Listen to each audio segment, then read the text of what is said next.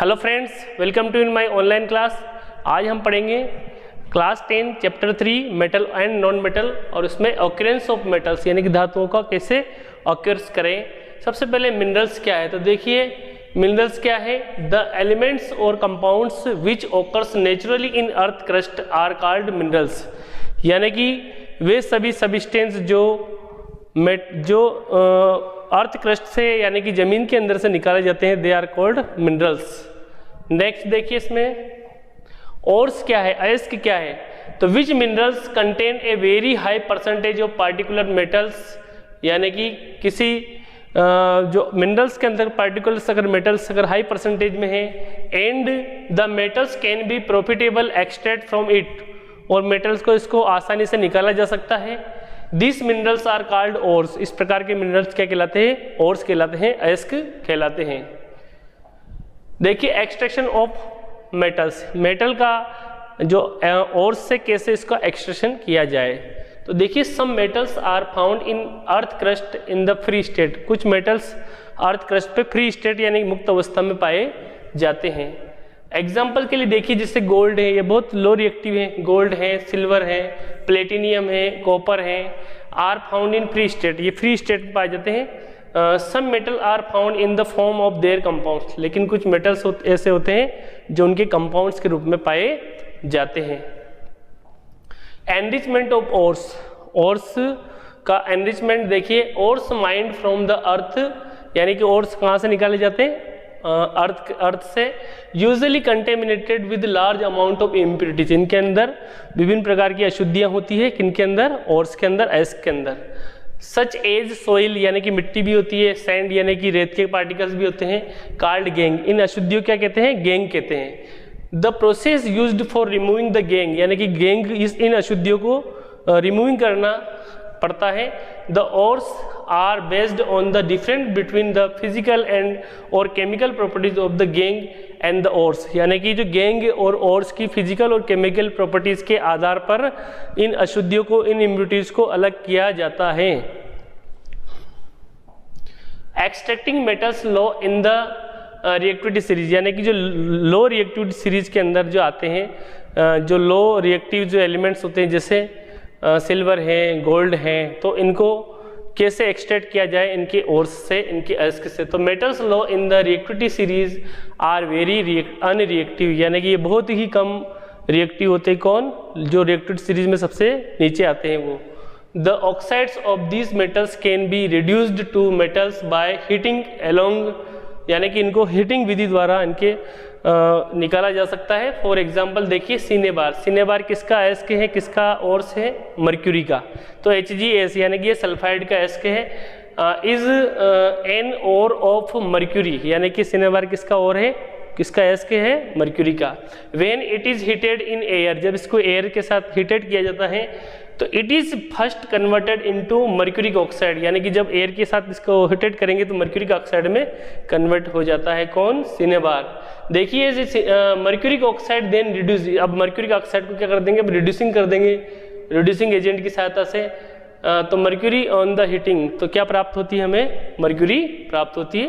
तो देखिए मर्क्यूरिक जो सल्फाइड है जो कि मर्क्यूरी का, यानी कि इसका क्या है, एक प्रकार का ओर्स है। जब इसको ऑक्सीजन की उपस्थिति में हम हीट करेंगे तो ये मर्क्यूरिक ऑक्साइड में बदलेगा, सबसे पहले सल्फर डाइऑक्साइड बाहर रिमूव हो जाती है। अब क्या होगा, ये जो मर्क्यूरिक ऑक्साइड है, हम इसका क्या करेंगे, इसको और हीट करेंगे, तो इसको और हीटिंग करेंगे तो क्या होगा, ऑक्सीजन रिमूवल हो जाएगी और क्या प्राप्त होगा, हमें मर्क्यूरी प्राप्त होगा। तो इस प्रकार हम मर्क्यूरी का एक्सट्रैक्शन कर लिया हमने सिनेबार से। नेक्स्ट देखिए इसमें extracting metal in the middle activity series, यानी कि अब उन मेटल्स का अपन एक्सट्रैक्ट करेंगे जो मिडिल यानी कि बीच में है, यानी कि या तो ना तो वो लो रिएक्टिव है और ना ही हाई रिएक्टिव के अंदर आते हैं। तो देखिए कौन कौन है ऐसी, the metals in the middle the activity series such as, यानी कि मिडिल लाइन पे कौन कौन है, आयरन, यानी कि ये ना तो हाई रिएक्टिव है सोडियम पोटेशियम की तरह और ना ही लो रिएक्टिव है किसकी तरह, सिल्वर और गोल्ड की तरह। तो मिडिल में कौन कौन है, आयरन है, जिंक है, कॉपर है, are more reactive, these are usually present as the sulphide और कार्बोनेट। ये किसके रूप में पाए जाते हैं? या तो सल्फाइड के रूप में पाए जाते हैं, यानी कि सल्फाइड के रूप में अपने कंपाउंड्स बनाते हैं, या फिर कार्बोनेट के रूप में पाए जाते हैं। In nature for obtaining metal easily sulphides and carbonates और कन्वर्ट इनटू ऑक्साइड। इनके जो कार्बोनेट होते हैं और सल्फाइड होते हैं उनको इजीली किस में बदला जा सकता है? इनके ऑक्साइड में बदला जा सकता है, और ऑक्साइड में बदलने के बाद फिर हम क्या रिड्यूसिंग करा देंगे तो फिर से हमें ये मेटल प्राप्त हो जाती है। तो देखिए इनको दो विधियों से हम इनके ऑक्साइड्स में कन्वर्ट करते हैं, एक तो रोस्टिंग जिसको भर्जन कहते हैं, कैल्सिनेशन जिसको निस्तापन कहते हैं। तो देखिए किस तरह से हम रोस्टिंग और कैल्सिनेशन कराते हैं। तो देखिए रोस्टिंग क्या है, भर्जन क्या है? द सल्फाइड और आर कन्वर्टेड इनटू ऑक्साइड, यानी सल्फाइड की जो एस के तो उनको उनके ऑक्साइड में बदलने की प्रक्रिया by heating in the presence of air is known as roasting. यानी कि एयर की उपस्थिति में जो सल्फाइड के जो अयस्क हैं, सल्फाइड के जो ओर्स हैं, उनको एयर की उपस्थिति में हीटिंग करते हैं तो क्या बन जाता है? उनके ऑक्साइड में कन्वर्ट हो जाते हैं। यानी कि सल्फाइड अयस्क का उनके ऑक्साइड में बदलना क्या कहलाता है? रोस्टिंग कहलाता है या भर्जन कहलाता है। तो देखिए वायु की उपस्थिति में होता है कौन? भर्जन यानी कि रोस्टिंग, जबकि निस्तापन वायु की अनुपस्थिति में होता है। तो दोनों में ये डिफरेंस है। दोनों में क्या समानता है? दोनों को ही हम इनके ऑक्साइड में बदलते हैं, लेकिन ये ध्यान रखना इसमें सल्फाइड अयस्क होते हैं, सल्फाइड के ओर्स होते हैं, और इसमें कार्बोनेट के ओर्स होते हैं। तो सल्फाइड के ओर्स को ऑक्साइड में बदलने के लिए हमें ऑक्सीजन के साथ रिएक्शन करवानी पड़ती है, जबकि जो कार्बोनेट के अयस्क को उनके ऑक्साइड में बदलने के लिए हमें ऑक्सीजन की जरूरत नहीं होती, यानी कि absence of oxygen and it is presence of oxygen. तो देखिए कैल्सिनेशन क्या है? द कार्बोनेट ओर्स यानी कि जो कार्बोनेट के अयस्क जो होते हैं convert into oxides bye heating in the limited air.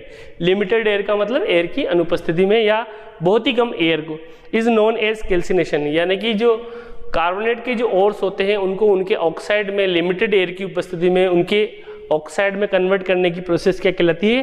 Calcination. तो आपको दोस्तों समझ में आ गया होगा किस तरह से भर्जन और निस्तापन करते हैं अपन। तो भर्जन वायु की उपस्थिति में उनके ऑक्साइड में बदलते हैं सल्फाइड अयस्क को, जबकि इसमें कार्बोनेट अयस्क को वायु की उपस्थिति में उनके ऑक्साइड में इनको वायु की अनुपस्थिति में इनके ऑक्साइड में बदलते हैं। नेक्स्ट देखिए reduced metal oxide to metal, यानी कि जब ऑक्साइड में बदल गए तो हम इनका क्या करेंगे? रिड्यूसिंग कराएंगे। रिड्यूसिंग यानी कि ऑक्सीजन को हटा देंगे। तो रिडक्शन में क्या होता है? ऑक्सीजन हट जाती है। तो अब रिड्यूसिंग कराएंगे तो क्या होगा? जो इनके ऑक्साइड है ये हट जाएंगे और इनसे जो मेटल प्राप्त हो जाएगी। हमें मेटल ही तो प्राप्त करना है। तो metal obtained from metal oxide by the process of reduction by using suitable reducing agent, यानी कि जो मेटल के जो ऑक्साइड है उनको सुटेबल जो रिड्यूसिंग एजेंट की सहायता से हम उनसे मेटल का एक्सट्रैक्शन करते हैं। तो देखिए जैसे जिंक का ऑक्साइड और ये हमें दोनों के ऑक्साइड प्राप्त है, तो हम रिड्यूसिंग एजेंट के रूप में क्या लेंगे? कार्बन लेंगे। तो क्या बन जाएगा? यहाँ पे जिंक और आयरन अलग हो जाएंगे और कार्बन ऑक्सीजन के साथ क्या बना लेगा? Carbon monoxide. तो हमें कौन सी धातु प्राप्त हुई? जिंक। और इधर कौन सी प्राप्त हुई? आयरन। यानी कि रिड्यूसिंग एजेंट इसमें कौन काम कर रहा है? कार्बन। तो ये जो ऑक्साइड किस में बदल गए? मेटल में बदल जाते हैं, इनके मेटल के रूप में एक्सट्रैक्शन हो जाता है। नेक्स्ट देखिए extracting metals in the top of activity series, यानी कि जो टॉप नंबर पे एक्टिविटी सीरीज में टॉप नंबर पे कौन है? सोडियम, पोटेशियम, कैल्शियम, मैग्नीशियम वगैरह। तो इनका एक्सट्रैक्शन कैसे किया जाए है? तो इनके एक्सट्रैक्शन के लिए देखिए the metals high up in the reactivity series are very reactive, they can not be obtain from their compounds by the heating with carbon. यानी कि ये बहुत ही ज़्यादा रिएक्टिव होते हैं, इनको इनके ऑक्साइड में हीटिंग विधि द्वारा इनको अलग नहीं कर सकते हैं। दिस इज बिकॉज क्यों नहीं कर सकते हैं? These metals have more affinity for oxygen oxygens than carbon, यानी कि ऑक्सीजन के साथ इनकी एफिनिटी जुड़ने की क्षमता कार्बन की तुलना में बहुत ही ज़्यादा है। इसलिए यानी कि ऑक्सीजन से ये हटेंगे नहीं, यानी कि ऑक्सीजन से कार्बन के साथ अटैच नहीं होंगे तो ये अलग नहीं हो पाएंगे। यानी कि इनका ये विधि ऑक्सीजन से ये हट ही नहीं पाएंगे, कार्बन इनको जोड़ ही नहीं पाएगा, क्योंकि एफिनिटी इनकी ऑक्सीजन के साथ क्या है? अत्यधिक है। Because this metals have more affinity for oxygen than carbon, carbon की तुलना में ऑक्सीजन के साथ इनकी जुड़ने की जो क्षमता है बहुत ही ज़्यादा है, तो कार्बन इनको ट्रैप ही नहीं कर पाएगा, रिड्यूसिंग का काम नहीं कर पाएगा। So these metals are obtained by the electrolytic reduction for, यानी कि इनको इलेक्ट्रोलाइटिक रिडक्शन विधि द्वारा हम अलग करते हैं। एग्जाम्पल के लिए देखिए, यानी कि उदाहरण सोडियम, इसके अंदर कौन कौन से आते हैं? हाई रिएक्टिव में सोडियम है, मैग्नीशियम है और कैल्शियम है, ये हाई रिएक्टिव मेटल्स होते हैं। तो metal sodium, potassium, calcium, magnesium obtained by the electrolysis of their molten chloride, उनको उनके क्लोराइड में बदला जाता है और वो भी मोल्टन अवस्था, मोल्टन का मतलब पिघली हुई अवस्था में, पिघली हुई अवस्था में। The metals are deposited at the cathode, तो जो मेटल्स कहाँ डिपॉजिट हो जाते हैं? कैथोड पर। एंड क्लोरीन, जो क्लोरीन गैस है वो कहाँ डिपॉजिट होती है? एनोड पर। तो ये हमने पहले भी पढ़ा इसी चैप्टर के अंदर, NaCl से हमने NaOH प्राप्त किया था इसी विधि द्वारा। फॉर एग्जाम्पल देखिए, कैथोड पर देखिए जो Na+ है वो क्या होगा? 2 इलेक्ट्रॉन को एब्जॉर्ब कर लेगा और सोडियम प्राप्त होता है, यानी कैथोड पे क्या प्राप्त होगा? सोडियम। और एनोड पर क्या प्राप्त होगा? Chlorine gas. और नीचे जो एक्सट्रैक्ट में क्या बच जाएगा? NaOH।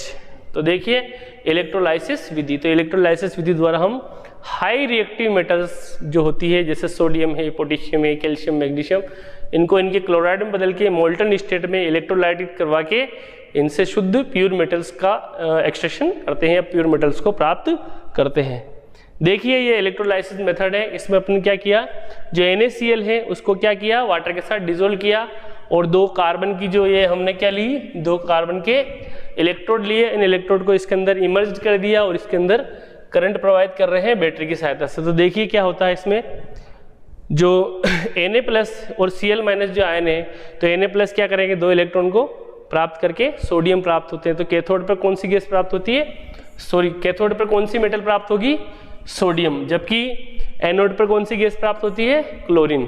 तो इस प्रकार क्योंकि Cl- आयन है वो पॉजिटिव चार्ज की तरफ यानी कि कैथोड की तरफ मूवमेंट करेंगे, ये इधर मूवमेंट करेंगे, ये Cl- की तरफ मूवमेंट करेंगे इधर, जबकि जो Na+ है ये जो नेगेटिव चार्जेज वाला है इसकी तरफ Na+ आयन मूविंग करेंगे, क्योंकि इनके ऊपर पॉजिटिव चार्ज है, इसके ऊपर नेगेटिव चार्ज है, तो पॉजिटिव नेगेटिव को अट्रैक्ट करेगा। तो इस प्रकार ये एक दूसरे को अट्रैक्ट करते हुए यहाँ सोडियम प्राप्त होगा और यहाँ प्राप्त होगा क्लोरीन, और जो नीचे जो बचेंगे नीचे जो प्राप्त होगा अपने को NaOH प्राप्त, सोडियम हाइड्रोक्साइड प्राप्त होता है। तो इस प्रकार हाई रिएक्टिव मेटल्स को अपने इलेक्ट्रोलाइटिक विधि द्वारा प्राप्त कर सकते हैं। और this method is very puree, मतलब ये बहुत ही बढ़िया है प्योर मेटल प्राप्त करने के लिए, यानी कि इसमें बिल्कुल प्योरिटी बहुत ही 100% होती है।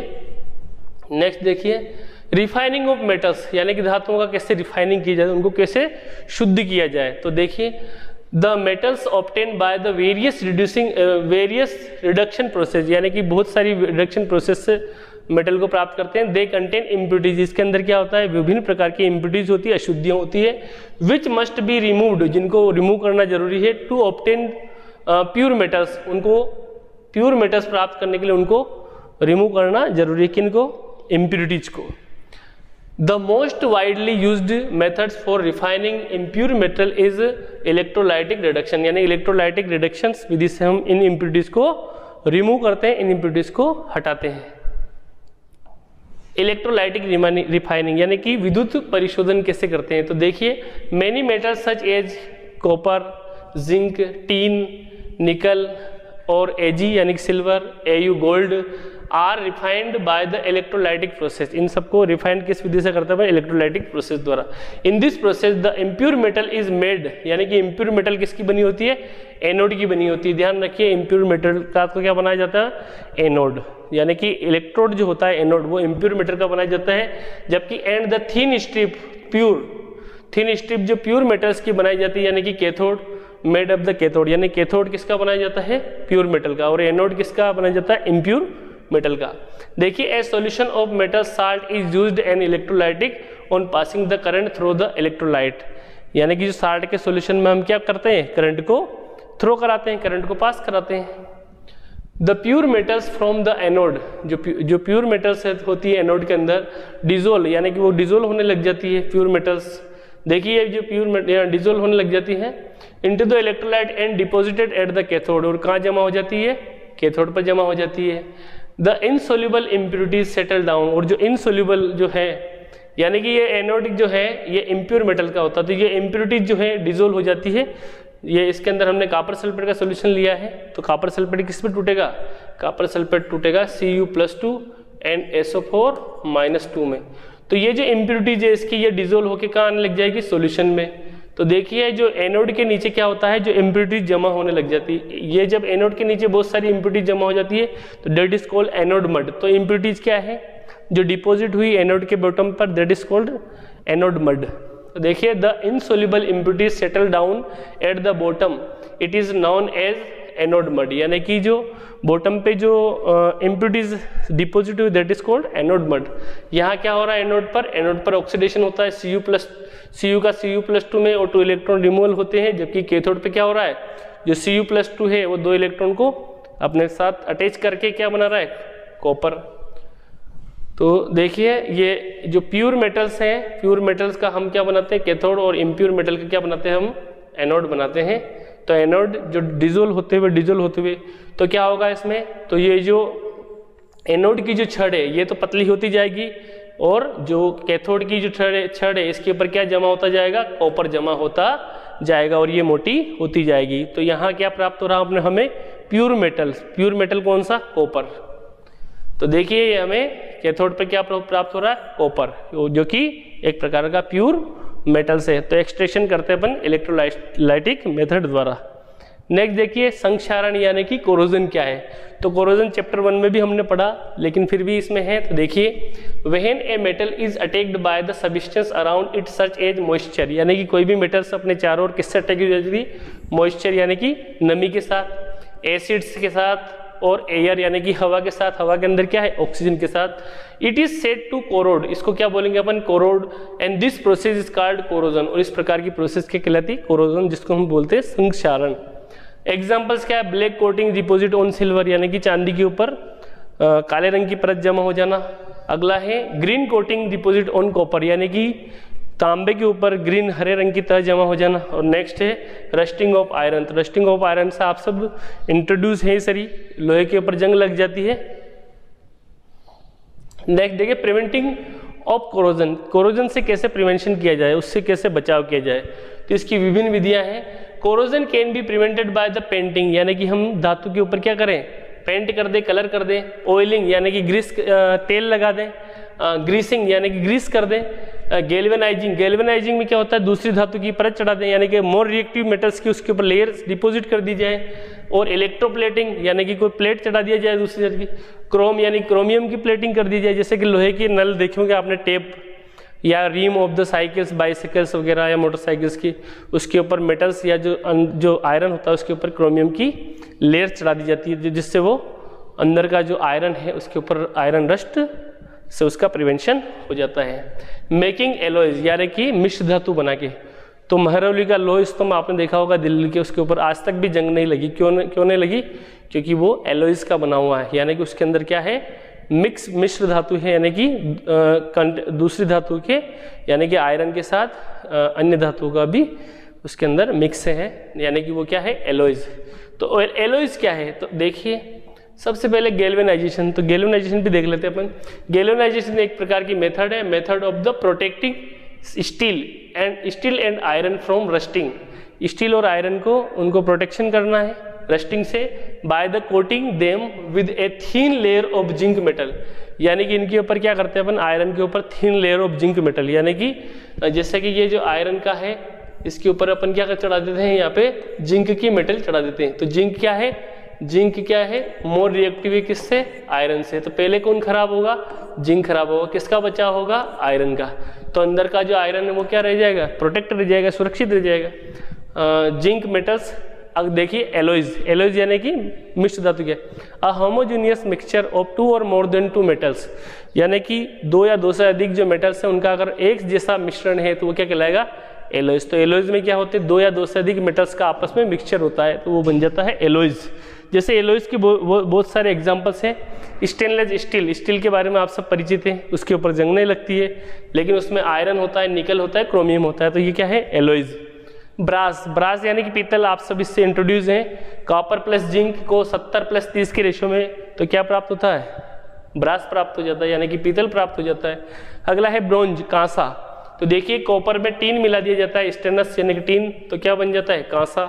इसी तरह से नाइक्रोम के बाद नाइक्रोम हीटर का जो वायर है आपने देखा होगा, जो रेड हो जाता है बिल्कुल ही, तो वो भी नाइक्रोम यानी कि निकल प्लस क्रोमियम, सॉरी यहाँ कॉपर लिखा हुआ है, निकल प्लस क्रोमियम इससे क्या प्राप्त होता है, नाइक्रोम। नाइक्रोम का यूज़ किस में करते हैं अपन, हीटर वायर में। इसी तरह से आपने जो बल्ब का जो फिलामेंट्स है वो भी विभिन्न मिश्र धातु का बना होता है। आपका जो फ्यूज तार है टीन और शीशे का बना होता है, तो ये सब मिक्स, या फिर मैग्नेट है आयरन, कोबाल्ट और निकल उसका बना होता है, तो ये सब क्या है, एलॉयज है। तो एलॉयज क्या है, दो या दो से अधिक जो मेटल्स हैं उनका अगर होमोजीनियस मिक्सचर हो जाएगा वो बन जाएगा एलॉयज। इफ वन, अब देखिए इसमें बहुत इंपॉर्टेंट चीज, अमलगम क्या है, अगर कोई मिश्र धातु है या एलॉयज है उसमें अगर कोई एक अगर मर्क्यूरी के रूप में है तो वो क्या कहलाएगा, अमलगम। तो देखिए, if one of the metal is mercury in the alloy is called amalgam. अगर किसी मतलब एलॉयज के अंदर अगर कोई एक कंपोनेंट अगर मर्क्यूरी है सपोज कीजिए, तो वो क्या है, अमलगम। जैसे सोडियम के साथ अगर मान लीजिए मर्क्यूरी है और इससे जो अगर मान लीजिए एलॉयज प्राप्त हो रहा है तो वो क्या कहलाएगा, सोडियम अमलगम। नेक्स्ट देखिए थर्मिट रिएक्शन। तो थर्मिट रिएक्शन बहुत ही ज़्यादा महत्वपूर्ण रिएक्शन है। Some displacement reactions are highly exothermic. कुछ रिएक्शन क्या होती है, बहुत ही ज़्यादा हीट रिलीज करती है।